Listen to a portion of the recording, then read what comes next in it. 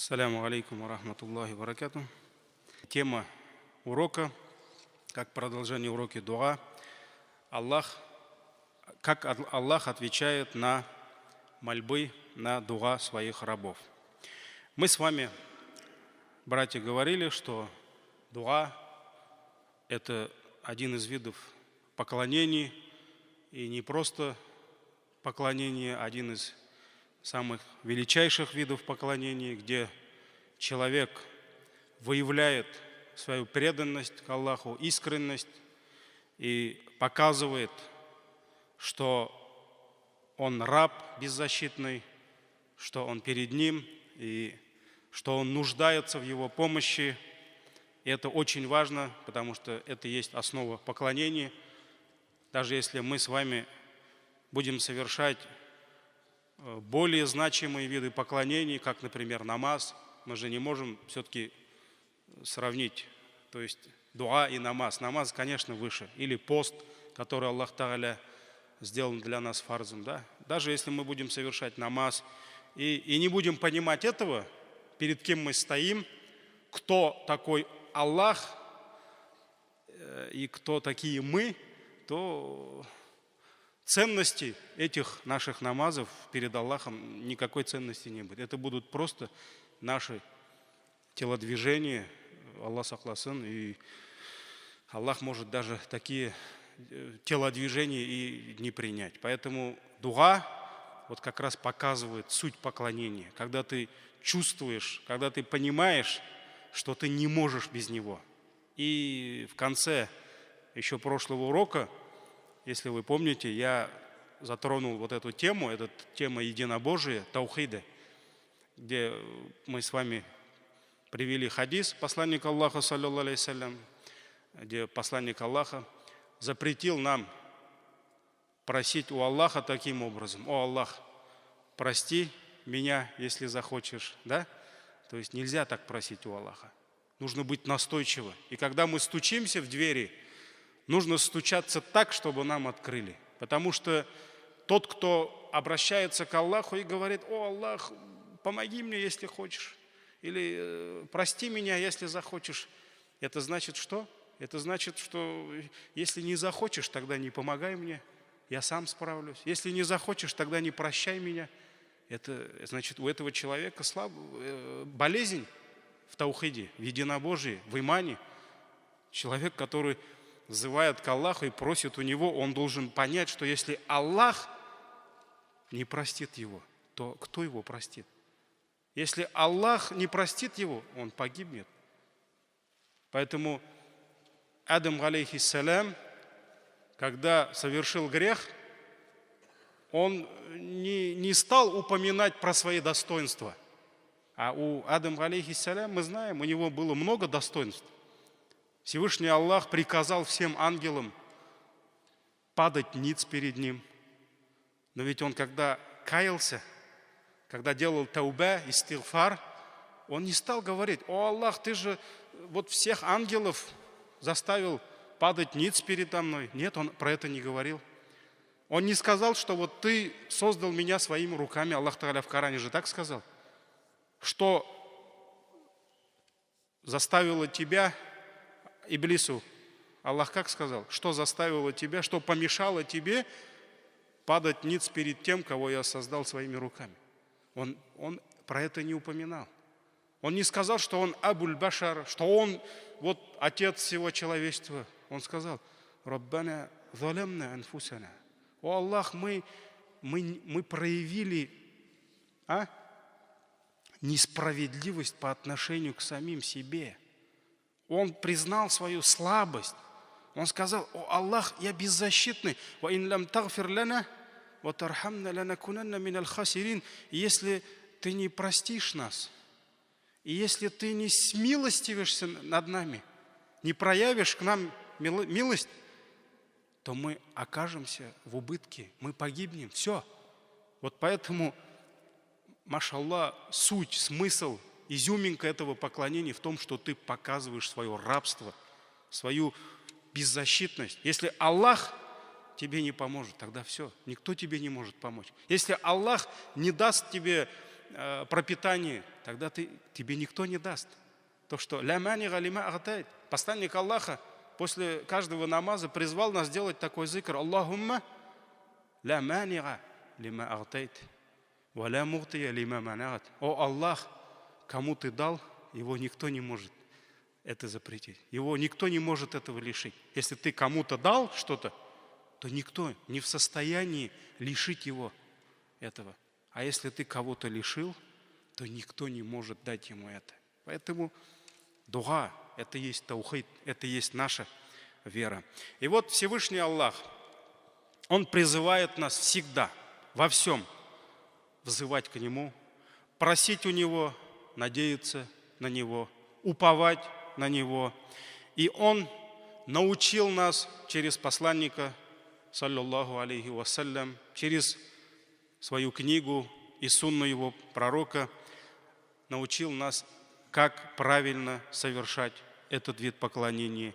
И так, чтобы мы получали за это, иншаллах, великую награду. Потому что чем выше степень поклонения, тем, иншаллах, и больше награду мы за это получаем. Но дуа – это такое поклонение, машаллах, здесь помимо аль-аджр, то есть награды, то, что ангел нам записывает, помимо этой награды Всевышний обещал нам еще что? Что Он ответит на наши мольбы. Аллах сказал: вы просите у меня, а я что? А я вам отвечу. Аллах Всевышний обещал ответить взывающим к Нему. Аллах обещал оправдать их надежды. Аллах обещал одарить просящих тем, что они у Него просят, и даже наилучшим. И поэтому Всевышний приказал нам просить у Него и обещал, что Он ответит на наши мольбы. «Вакаля раббукум» сура Гафир, сура прощающий, 60-й аят. Иншаллах, этот аят мы, наверное, каждый урок будем вот так напоминать друг другу. «Вакаля раббукум уд'уни», и сказал ваш Господь: «Уд'уни», делайте дуа, взывайте ко мне, просите у меня, астаджиб лякум, и я отвечу вам. Я вам отвечу. Сура Гафир, 60-й аят. И вот через это обещание, то, что Аллах говорит: вы просите, с вас дуа, а с меня что? С меня ответ. Я отвечу вам. Всевышний вот через это обещание Он стимулирует нас, Он побуждает нас, чтобы мы еще больше просили у Него. Вот представьте себе поклонение, дуа. Аллах Тааля, если бы вменил в обязанность мусульман делать дуа только ради того, что мы будем получать за это награду. Вот Аллах говорит: делайте дуа, и за это ангел будет записывать вам аджр, саваб. Да, иншаллах, мы бы совершали это поклонение. Но представьте себе, вот Всевышний Аллах, если скажет: помимо той награды, которую ангел будет вам писать, у меня еще одна награда есть. Какая? Вы у меня просите, а я вам буду отвечать. Вы попросите это, я вам это дам. Вы просите моей помощи, я вам помогу. Вы просите у меня выход из этой проблемы, я вам дам выход. Конечно, это будет больше толкать нас на это поклонение. И почему мы просим у Аллаха? Потому что нам действительно что-то нужно. Так ведь? Почему мы часто обращаемся к Аллаху? Я думаю, вы обращаетесь к Аллаху не потому, что вы знаете, что за это дуа ангел будет вам награду писать. Нет, потому что нам что-то нужно. И поэтому мы с вами говорили, что самое искреннее поклонение – это дуа. Почему? Потому что человек, который просит у Аллаха, он просит для себя. Даже обратите внимание, во время намаза, обратите внимание, хасибу анфусякум. Умар ибн Хаттаб сказал: рассчитывайте себя, проверьте себя. Вот во время намаза очень часто шайтан крадет наши мысли. Мы куда-то улетаем. Но вот очень часто мы возвращаемся в намаз, когда начинаем что-то у Аллаха просить. Когда во время суджуда мы начинаем просить у Аллаха рай, мы возвращаемся. То есть дуга возвращает нам искренность. Поэтому, если посмотреть от начала до конца намаза, нас сопровождает дуга. Дуга, истигфар. Если мы будем следовать сунне пророка, саллаллаху алейхи вассалям, от начала до конца там идет дуга. И самый важный момент, когда нужна нам искренность, это суджуд, да? Альхамдулилля, посланник Аллаха, саллаллаху алейхи вассалям, сказал: «Фаакфиру фиха дуа». Поэтому больше увеличивайте во время суджуда дуа. Поэтому дуа помогает нам, потому что мы просим для себя.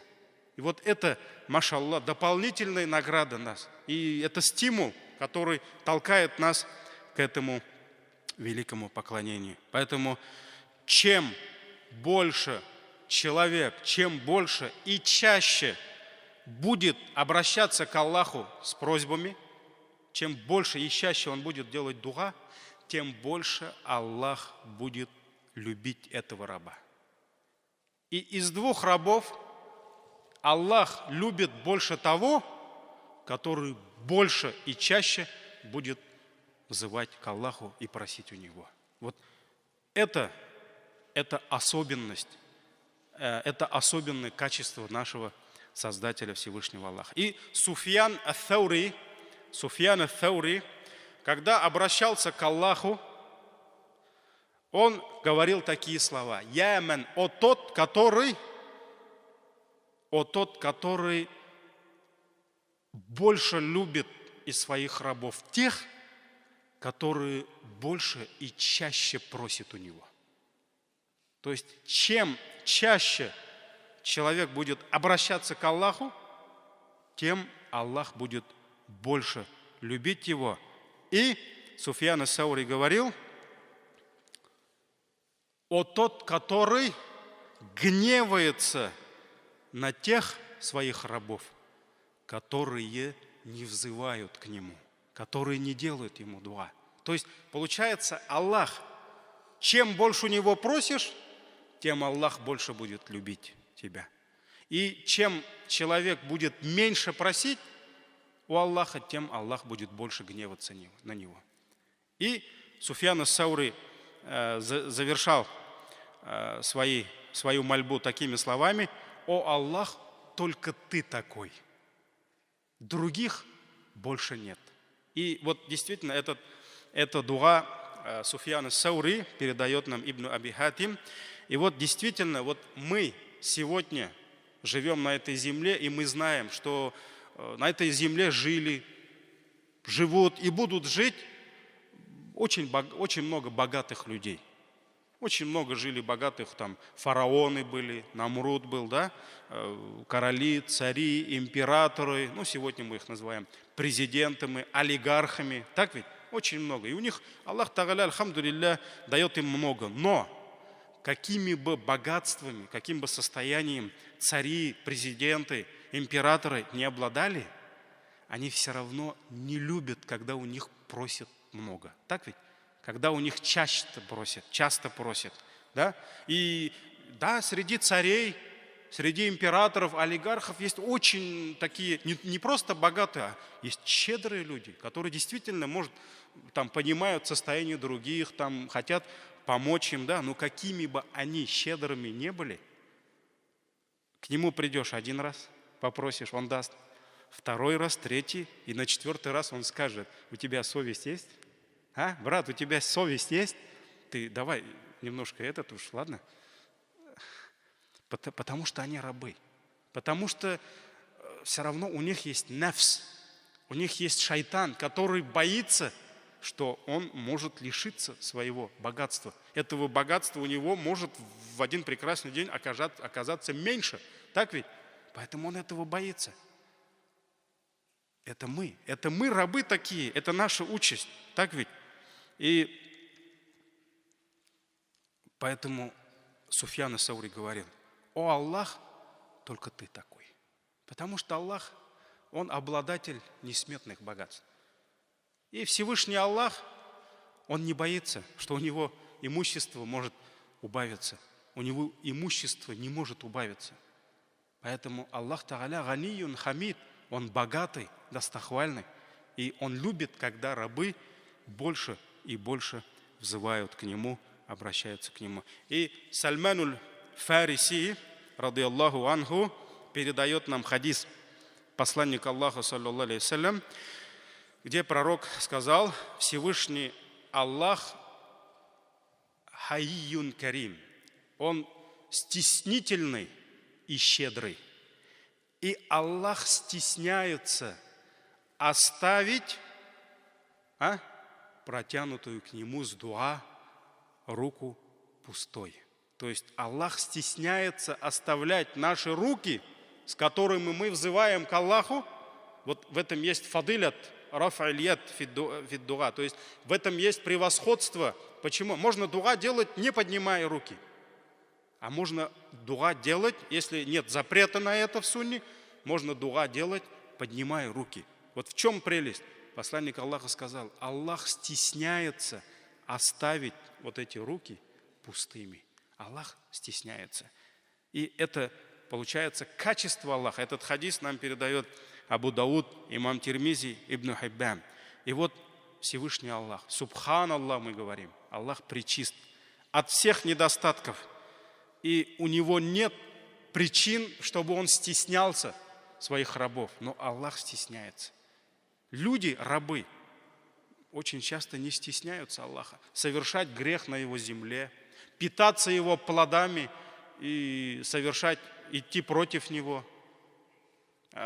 Один человек пришел к одному из праведных предшественников и сказал: о, такой-то сын такого, Хусейн был, по-моему, расскажи мне какой-нибудь вагаз, устраши меня, я боюсь греха, у меня вера слабая, я боюсь, что я совершу грех. И он сказал: а ты каждый раз, когда захочешь совершать какой-либо грех, шайтан будет наущать тебя делать васваса, ты оставь землю Аллаха, найди себе какую-нибудь другую землю и совершай на этой земле, что захочешь. Он подумал, а нет же, говорит, другой земли. Вся земля Аллаха. И он продолжил: если, говорит, ты очень сильно захочешь совершать грех, ты откажись от того пропитания, которое Аллах тебе дает. Вот Аллах тебе дает воду, ризк, свет солнечный, вот все. Ты откажись от этого всего. Найди себе другого, который будет давать тебе пропитание помимо Аллаха. И вот тогда, когда ты найдешь ризк помимо ризка Всевышнего, тогда совершай, что захочешь.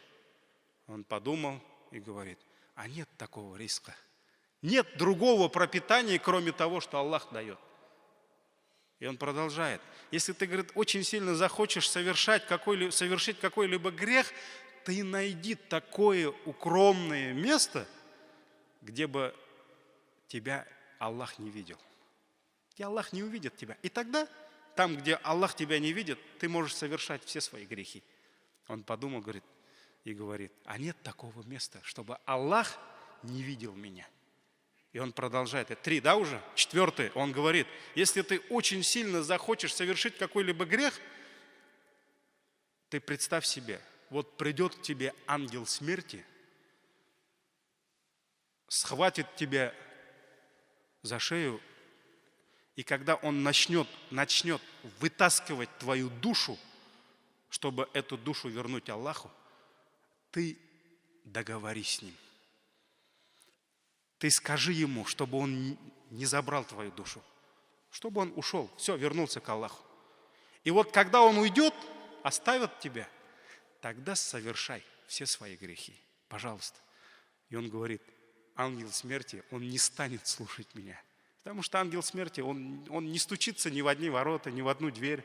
Он заходит в самую спальню, да, к царям всем, и он ни с кем не договаривается. Он только с пророками разговаривал, потому что в отличие от Паакиди, мы знаем, в отличие от обычных рабов, пророки, посланники, алейхимуссалям, они имели право отсрочить время своей смерти. Поэтому, когда пришел ангел смерти, он разговаривал с Адамом, алейхиссалям. Он разговаривал с Ибрахимом, алейхиссалям. Он разговаривал с Муса, алейхиссалям. Да? Муса даже сбил ему в глаз, да? Ударил. Но он был в облике человека. Вот это только пророки, а с нами он не разговаривает. Он не будет, у тебя еще полгода осталось до диплома. Ладно, я потом через полгода. Ой, ты красивую жену нашел, давай поживи уж с ней еще год. Нет. И он сказал, если вот, говорит, ты договоришься с ним, ангел смерти покинет тебя, оставит, тогда совершай, что ты хочешь. Он говорит, он со мной не будет меня слушать. И пятое, говорит, если вот ты очень сильно захочешь совершать какой-либо грех, ты представь себе в судный день, когда всех грешников, как скот, будут гнать в огонь, в ад, толпами. «Васиqa аллазина кафару иля джаханнама зумара». Аллах Тааля в суре толпы сказал, и будут гонять толпами неверных в ад, да? Вот ты откажись войти в ад. Ты откажись. И вот если отказ твой примется, если ты действительно не войдешь тогда в ад, тогда делай, что хочешь. И этот человек сказал, хасбук, все хватит. Все хватит, иншаллах, по воле Аллаха.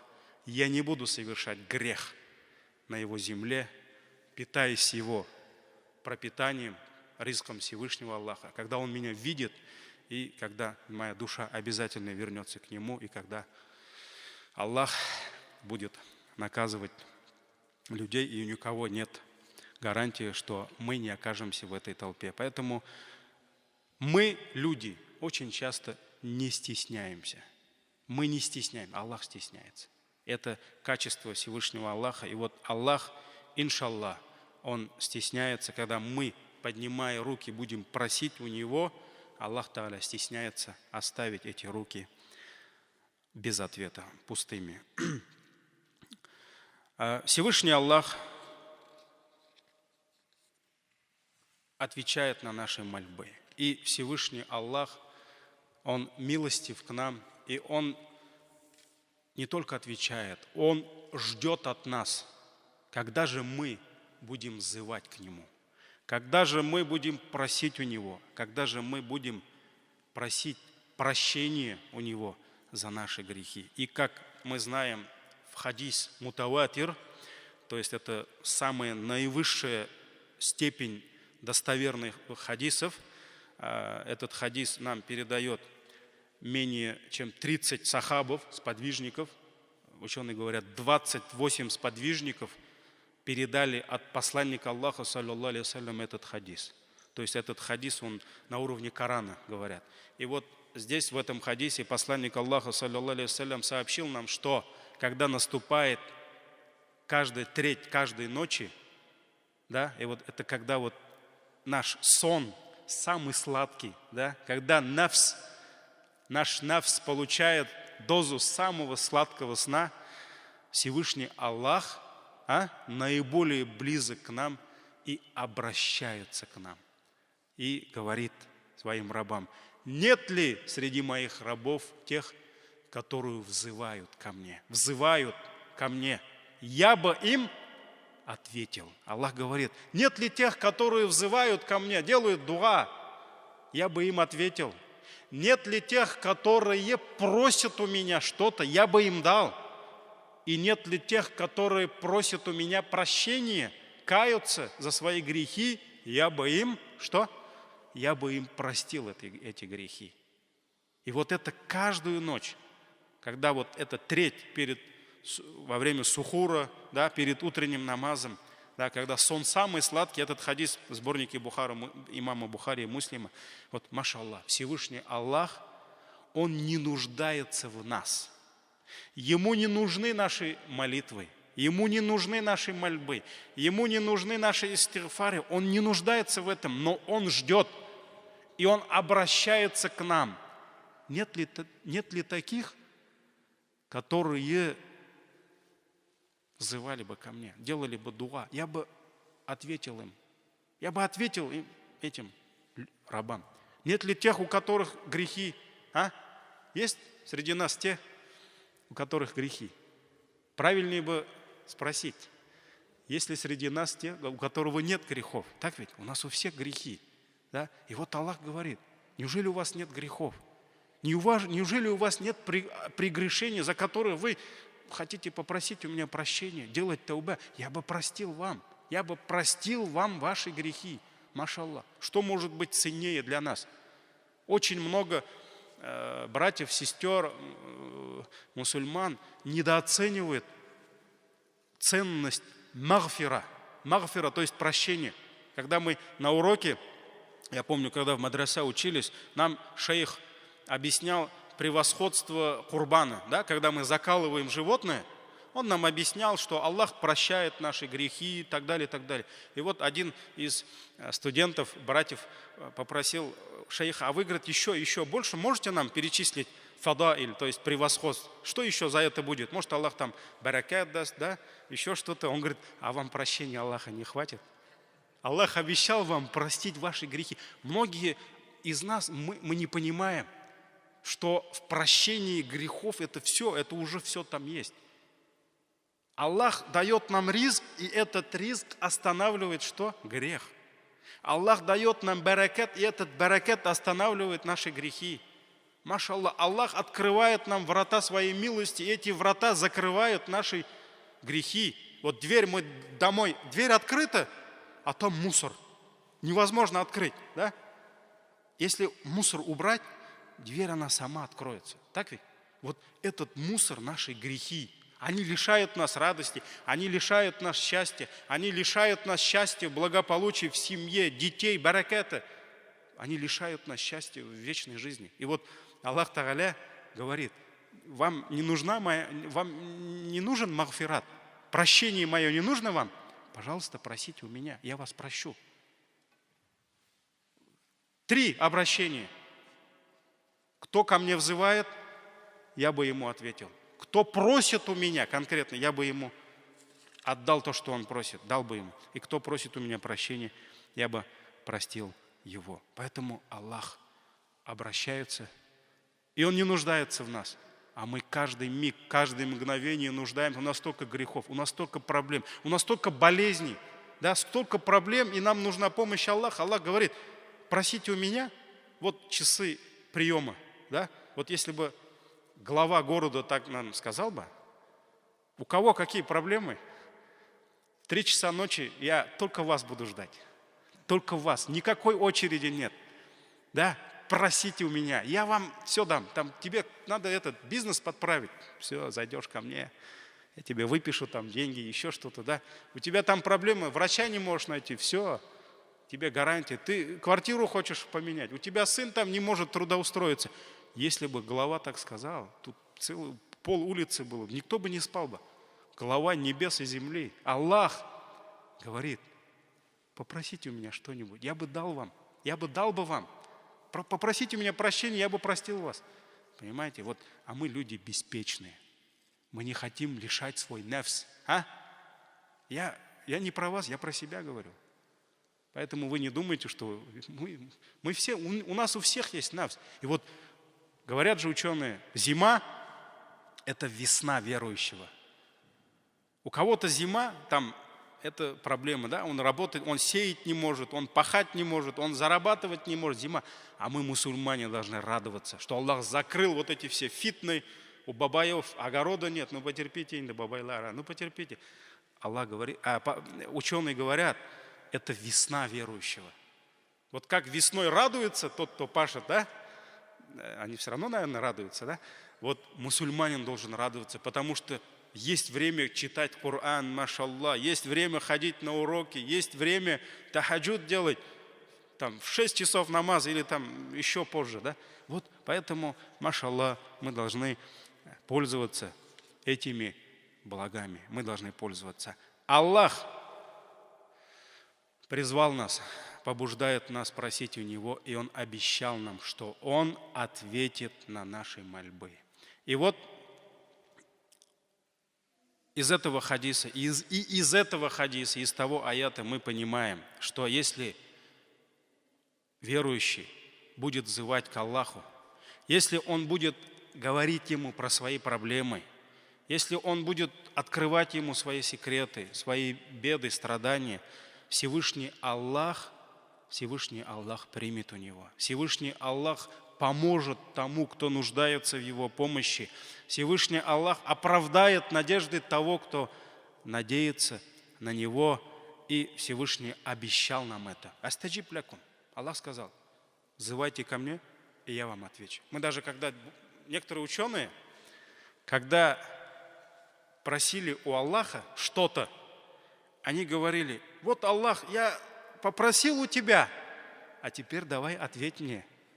То есть Аллах же обещал нам в Коране, так ведь? Он же обещал: вы просите у меня, а я вам отвечу. И вот некоторые праведные предшественники, они говорили: о Аллах, вот наша дуа, вот наши просьбы, а теперь ответ с тебя. Дай нам это. И вот Всевышний Аллах обещал: иннака ля тухлифуль ми'ад. Мы говорим: ты не нарушаешь свои обещания. Но ответ за нашу дуа не так прост, как думают некоторые.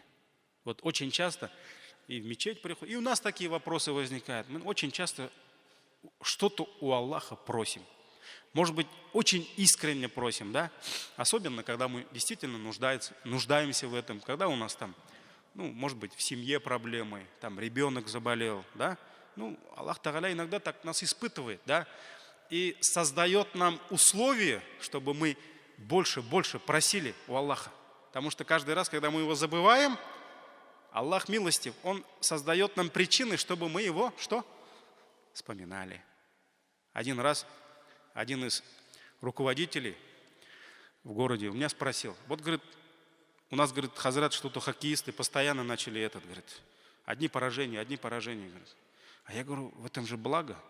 А что за благо? Я говорю: когда у них не идет половина русские с деньгами в церковь, татары в мечеть. Они садаха делают. А когда они выигрывают, никто не приходит в мечеть. Они где-то там, наверное, празднуют, еще что-то. Это Аллах знает, да? Я не знаю. Вот каждый раз, когда если бы победы спортсменов были причиной того, чтобы они больше вспоминали Аллаха, может быть, и побед было бы больше. Так ведь? Поэтому, к сожалению, у нас так, что пока проблема не придет, человек не вспомнит о Создателе. Когда все хорошо, вот вы сами, вот мы как бы мусульмане, да, альхамдулилля, казалось бы, нас это не касается. Мы всегда помним Аллаха, мы же 5 намазов читаем, да. Но вы обратите внимание, когда у вас руки поднимаются больше, чаще, когда все хорошо или когда все плохо? Когда мы чувствуем вкус дуа, вкус вот этого поклонения. Когда нам хорошо, субханаллах, иногда у нас даже времени нет дуа делать. Потому что все хорошо у нас. А вот когда плохо, да? Когда Аллах закрывает нам двери, когда мы стучимся, у нас все болит уже от этих, да, стараний, вот тогда мы начинаем поднимать. Когда мы про тахаджуд вспоминаем, машаллах. Поэтому это милость Аллаха. Аллах создает нам условия. И вот очень часто люди задают вопрос: вот я же прошу у Него, а почему Аллах не отвечает? Аллах обещал. Он нам отвечает, но в ответе, в принимании наших дуа есть мудрость Всевышнего Аллаха. И как Ибн Хаджар передает нам, рахимахуллах, такую историю: группа праведных мусульман как-то обратилась к Аллаху с дуа, и Аллах не показал им ответ.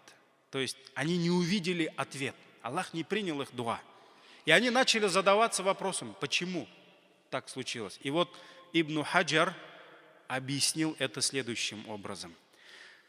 Ответ на наши дуа бывает разный. Аллах по-разному отвечает. Иногда Всевышний сразу дает то, что ты у него просишь. Очень часто мы, машаллах, мы чувствуем это, так ведь? Мы видим, машаллах, ты перед каким-то делом попросил у него, Аллах так тебе все построил, да?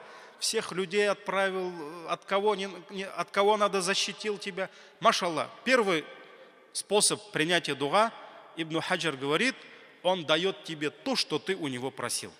Это первое. Второе. А иногда по мудрости, Аллах мудрый, по мудрости Аллах делает отсрочку. То есть вот тебе это вот, ты думаешь, что вот тебе вот сейчас это надо было? Нет. Аллах мудрый. Ты не знаешь, Он знает. И Он дает тебе это не сейчас, не когда ты хотел, а когда это тебе больше нужно. Лучше для тебя. Поэтому Он делает отсрочку. И третье. Иногда Ибн Хаджар говорит, Аллах дает, Он принимает дуа, но Он дает ему не то, что он просил, а лучше того, что он просил у него. То есть Аллах дает ему лучше. И в итоге, в 3 случаях, Аллах принимает его дуа. И вот очень часто мы ошибаемся в этом. Даже посланник Аллаха, у нас, иншаллах, это отдельный еще урок будет, да? Посланник Аллаха предостерегал нас, чтобы мы не торопили ответ. И даже сподвижники спросили, я Расуль Аллах, а как человек торопит ответ? Посланник Аллаха сказал, человек, говорит, взывает к Аллаху, не видит ответа и говорит, я взываю к Аллаху, а он мне не отвечает, Посланник Аллаха сказал, Аллах не отвечает таким дуа. Не надо торопить Аллаха. Не надо торопить Создателя. Он сам знает. Не надо его учить. От тебя ушло, мольба, дуа ушла, искренне, все. Ты свое дело сделал. Бумаги заполнил и на полочку. Все. Аллах примет, утвердит, это его дело. Не надо учить его. Как принимать дуа? Иногда, да, Всевышнего мы, как Ибн Хаджар говорит, то, что мы у него просим, Аллах нам то и дает. Иногда даже вот, когда Аллах нам дает то, что мы просим, мы не согласны. Вот один брат мне звонит. Хазрат, мне, говорит, так плохо. Я говорю, брат, что случилось? Меня, говорит, предал такой мой друг, говорит. Мы сколько лет с ним, говорит, вместе были, и он меня предал, говорит. Я говорю, брат, успокойся. Давай вот подумаем, в чем проблема, мудрость, да? И как-то я, когда с ним общался, я вспомнил момент. Я ему еще перезвонил. Я говорю, а помнишь ты, как просил у Аллаха? О Аллах, дай мне верных братьев, полезных, хороших друзей, и отдали меня от ненужных, от неискренних, тех, которые предают. Помнишь? Да, помню. Ты это дуа до сих пор делаешь? Делаю. Так вот, Аллах принял твой дуа, а ты не рад этому. То есть мы сами просим у Аллаха, а сами не рады этому, да? У меня недавно на каникулах еще, детских этих новогодних, был такой случай.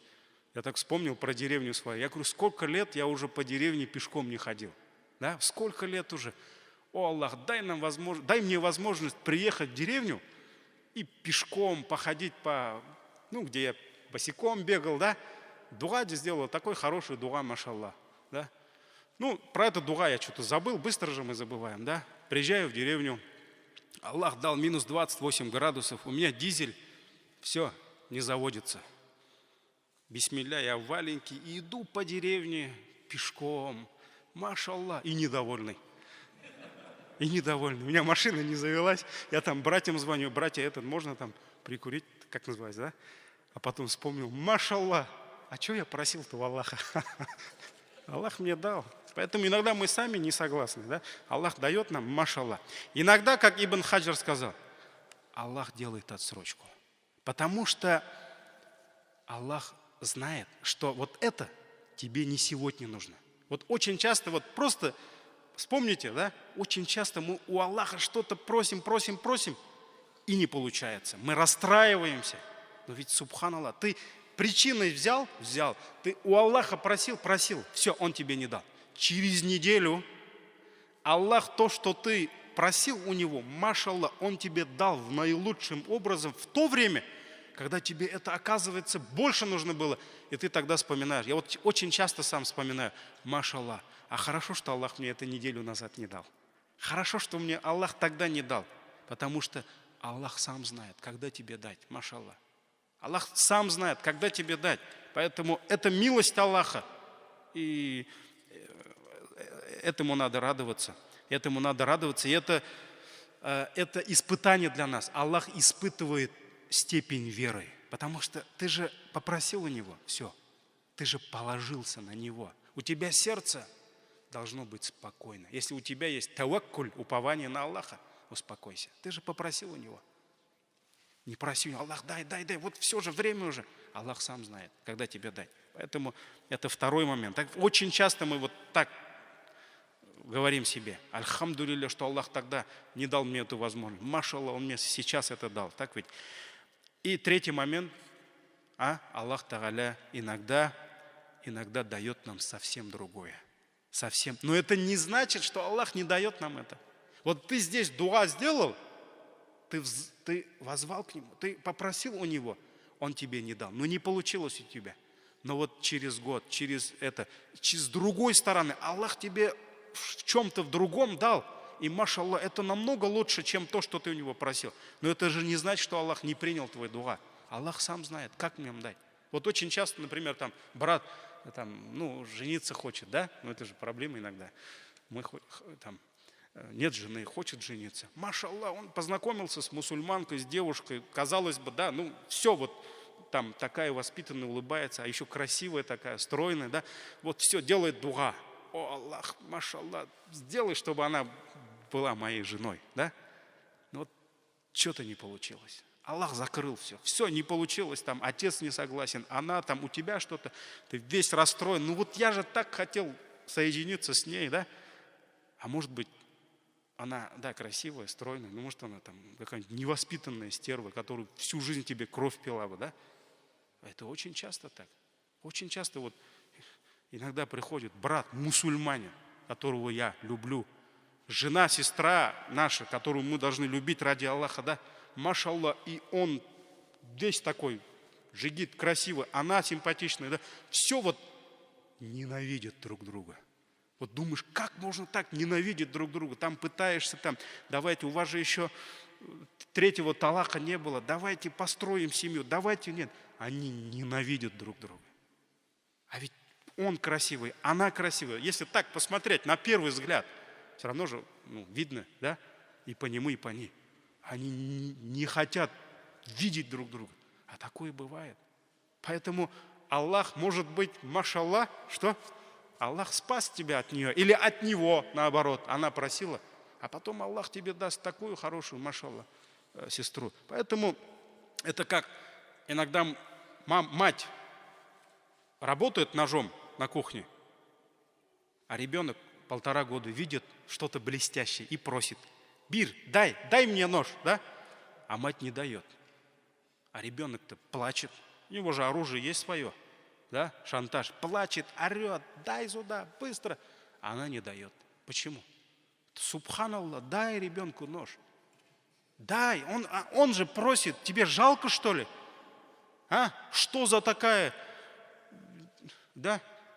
Прояви милость, отдай нож ребенку. У тебя на полке еще другой нож есть. Почему мать не дает ребенку нож? Потому что она такая, да, жестокая? Нет, субханаллах, она милостива, она милосердная. Она знает, что этот нож пользы не даст ребенку. Ребенок может порезаться, не знаю, выколоть себе глаз, брату. Сколько бы он ни просил ребенок, мать не даст. Милость, милосердие в сердце матери не даст ей отдать этот нож. Не скупость, не жадность, а милость. Вот иногда мы просим у Аллаха мы же опираемся на свое знание, а наше знание, оно ограничено. Мы опираемся на ту информацию, которую получает у нас глаза, не знаю, слух, голос такой красивый, да. Машаллах, машина такая хорошая, мне все понравилось. А может внутри, под капотом страшно все. Ты такие убытки понесешь. Поэтому иногда мы просим у Аллаха: Аллах, дай мне коня на пути, Аллах, на пути, чтобы я семью, машаллах, возил, чтобы у меня жена моя любимая мусульманка, чтобы с подогревом сиденье было для нее. Все, это же А что, это плохо, что ли? Это очень хорошо. Это же ради семьи. Посланник Аллаха сказал, 4 пути есть, куда может мусульманин израсходовать свой динар, свое золото, ну, рубль, да, или доллар. Фи сабилилля, на пути Аллаха. Второе, освободить раба. Ну, это уже тогда было, да? Это очень великое дело. Это нужно было копить деньги, много денег, купить раба и отпустить его. Это раб, он может тебе служить. Это искушение же. Представьте, раб, он там служит тебе день и ночь, ничего не просит, только корми его. Нет, ты должен отпустить его. Второе. Третье. Лиль фукара и валь масакин. Посланник Аллаха сказал, для факиров, для бедных, неимущих. Машаллах, такой день. И четвертое. Ради семьи. И самое лучшее из этих 4 путей – это то, что ты расходуешь для своей семьи. Машаллах, жены, детей. Это разве плохо? Да, ты просишь. Аллах не дал тебе эту машину. Не получилось. Деньги не нашел. Брат не одолжил. Обещал, не приехал. Аллах не дал тебе, потому что в этом зло было для тебя. Аллах милостивый, и Он поэтому закрыл. И поэтому, машаллах, во всем мудрость Аллаха, и мы должны эту мудрость, иншаллах, понимать. И Убада ибн Самит сказал, передает нам хадис посланника Аллаха, саллаллаху алейхи вассалям, где посланник Аллаха сказал, какой бы мусульманин, который живет на этой земле, когда бы он у Аллаха не просил бы что-либо, да, Аллах или же примет его дуа и даст то, что он просит у Аллаха, или же на величину этого дуа Аллах защитит его от какого-либо зла. То есть, вот это уже другой вариант ответа. Ты просишь у Аллаха вот столько блага, Аллах за то, что ты просишь у Него, Он, иншаллах, избавит тебя. Или же спасет тебя вот от зла на такую же величину. Это ответ? Конечно, ответ. Ты попросил у Него, Он тебе это не дал, но Он защитил тебя от зла. Это тоже ответ. Этот хадис передает сборник имам Тирмизи. Также Абу Саид аль-Худри, ради Аллаху анху, передает нам слова посланника, саллаллаху алейхи ва саллям. Какой бы мусульманин не попросил бы у Аллаха дуга, если в этом дуга нет катиатур рахм, то есть когда ты не просишь, чтобы Аллах лишил кого-либо наследства, то есть Аллах запретил нам проклинать людей. А это совсем другая тема. Ну, просто здесь в хадисе есть, поэтому я говорю. Аллах запретил нам просить у Аллаха, чтобы Аллах лишил кого-то детей. О, Аллах, лиши его детей. О, Аллах, лиши его. Так нельзя. Аллах не примет такой дуа. И поэтому, если в этом дуа нет просьбы лишить кого-либо наследства, то Всевышний Аллах даст ему одно из 3. Или Аллах примет его дуа и даст ему то, что он просит, или же Аллах оставит ответ за этот дуа на судный день. Машаллах. Разве это плохо? То, что ты там просил, Аллах тебе там не дал. А в судный день, машаллах, тебе это будет еще нужнее. Так ведь? Аллах тебе это дал в судный день. Оставит на судный день. Или же на величину того блага, которое ты у Аллаха просил, Он избавит тебя от зла. Машаллах. Это разве плохо? Этот хадис в сборнике имам Ахмад. И когда сподвижники услышали этот ответ, что, эти слова посланника, что ответов может быть много, они спросили, «Идан нукфир», тогда мы дуа должны делать больше и больше. На что посланник Аллаха, саллаллаху алейхи ва саллям, сказал, сколько бы вы ни делали дуа, Аллах еще больше. То есть получается, для Аллаха это все мало. Поэтому нужно просить больше. Что-то Аллах тебе сразу даст. За что-то Аллах Тааля тебя, иншаллах, избавит от зла, от чего-то ненужного, от беды какой-то, да. Что-то Аллах оставит тебе, иншаллах, на судный день, а что-то Аллах даст тебе тогда, когда ты даже не ожидал этого, машаллах. Поэтому, альхамдулилля, надо просить больше и больше. Поэтому это милость Аллаха. И поэтому в завершении ученые делят ответ на дуа на 2 части. Ученые делают, и автор книги, по которой мы с вами идем, Фикхуль Адгият валь Адкар, говорит, что Ахлюл Илм, ученые, обладатели знаний, здесь делят на две. Первое. Когда человек обращается, раб обращается к Аллаху, ответ на эту мольбу не ограничивается тем, что вот Аллах дает то, что ему просит. Вот человек попросил, Аллах ему дал. Не надо ограничивать ответ только этим. И ученые делят дуа и просьбу. Вот вспомним хадис, тот мутаватир, да? Аллах 3 раза обращается, трижды обращается. Он говорит, нет ли тех, которые взывают ко мне? Взывают. Ман яд'уни астаджиб лакум. То есть яд'уни, кто взывает ко мне, я бы ему ответил. И уаман яс'алуни. И Аллах Тааля говорит, и если те, кто у меня просит, я бы ему дал. Поэтому Аллах в этом хадисе, в этом обращении, в этом хадисе, дуа делится на 2 части. Есть дуа, взывание к Аллаху, и есть конкретная просьба. И вот когда человек взывает к Аллаху, у него проблема, и он обращается к Аллаху и просит помощи, чтобы Аллах решил ему эту проблему. Да? Например, кто-то говорит, о Аллах, вот дай мне эту сестру, чтобы она была моей женой. Или говорит, о Аллах, одари меня праведной женой. А? Что выше? Что лучше? А? Субханаллах.